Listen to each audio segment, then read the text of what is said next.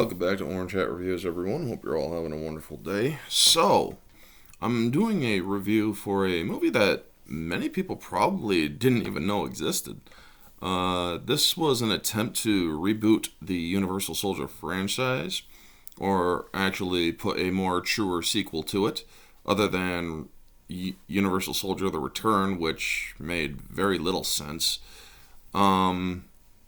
This one actually has a more grounded feel. It was a straight to DVD film.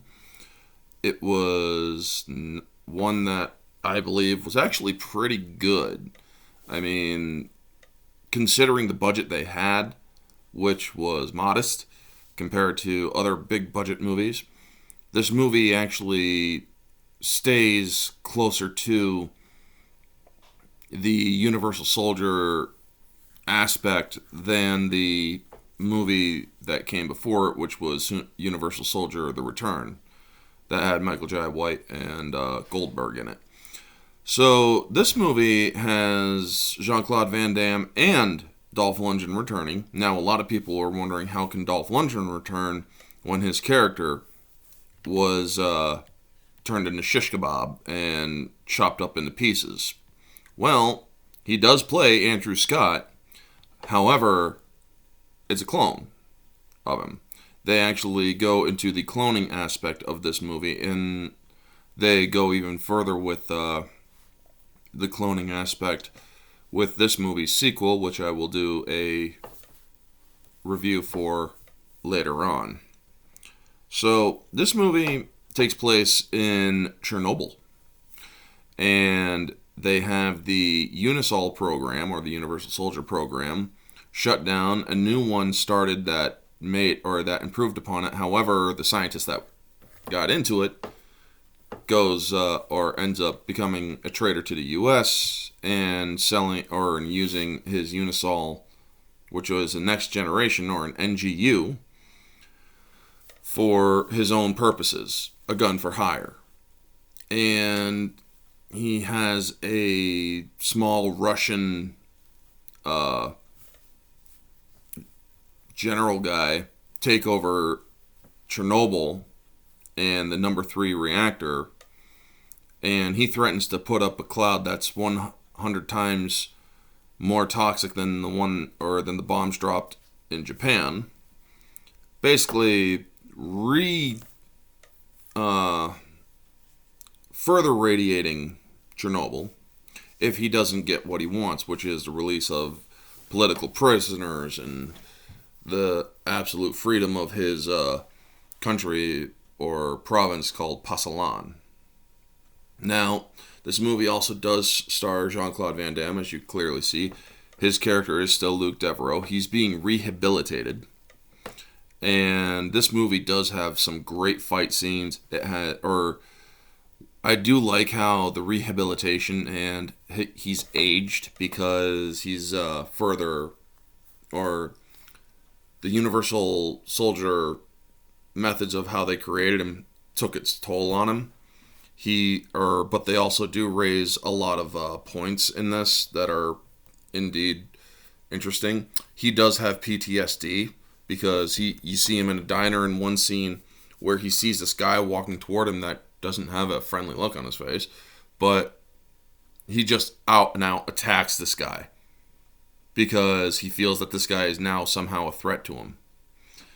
They ask different questions for the Universal Soldiers, do you contemplate the complexity of life and stuff like that? And these are yes or no questions. Do you often pick fights with others? And I love how he says yes, or sometimes, yes or no. Sometimes. It's like, oh my God, man. This movie also has Andrei Arlovsky, a mixed martial arts fighter. They call him Andrei the Pitbull Arlovsky. He plays in the second one with Scott Adkins as well. This movie is not perfect by any measure. There's very little to any CGI, and there's also cuts to, or kind of like cut scenes to or cut moments to show like a knife extending from an arm because the NGU has a knife or a blade implement that shoots out. So they have that. You also have, or it's very low budget.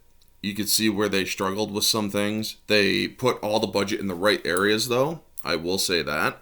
There's very little in the way of digital effects. There's camera manipulation effects, but that's about it. I really do like this movie as a story because Jean-Claude Van Damme's Luke Devereaux understands he has to go back in as a universal soldier. His mind will be gone, and he will do as he is essentially programmed to do. It's a really good movie. I really did enjoy it. I think that people should give it a shot. The fight between Dolph Lundgren and Van Damme in this one is very good. I mean, there's some parts in it that are funny as well, especially with Dolph Lundgren. He makes it, man. He puts up a good laugh situations where it's very good laughs. And there are some situations where it's like, okay, would he be able to get up from that? Not Lundgren, but or Luke Devereaux and other Universal soldiers are like, okay, should this kill him though? Because this doesn't seem to be something that's fatal for a soldier that was risen from the dead using science. So there are some problems with this film. However, I still think that this film is actually a very good one. And I think that the director, John Hyams, actually did a very good job directing it. They show that science has come a long way, but is grounded to a degree. They are cloning humans for purposes. They're also cloning organs and limbs for helping regenerative processes on the Unisols. So the next movie will take it even further, but also keep it grounded. So anyway, that's my review for Universal Soldier Regeneration. Objectively, I will say that this film is about, an 8 out of 10. It passes for what it is, but it also could be a lot better. If it had a bigger budget, I believe that they would have made it, or they wouldn't have gone digital, but they would have added a couple things to enhance certain scenes. But for what they did with it, they did very well.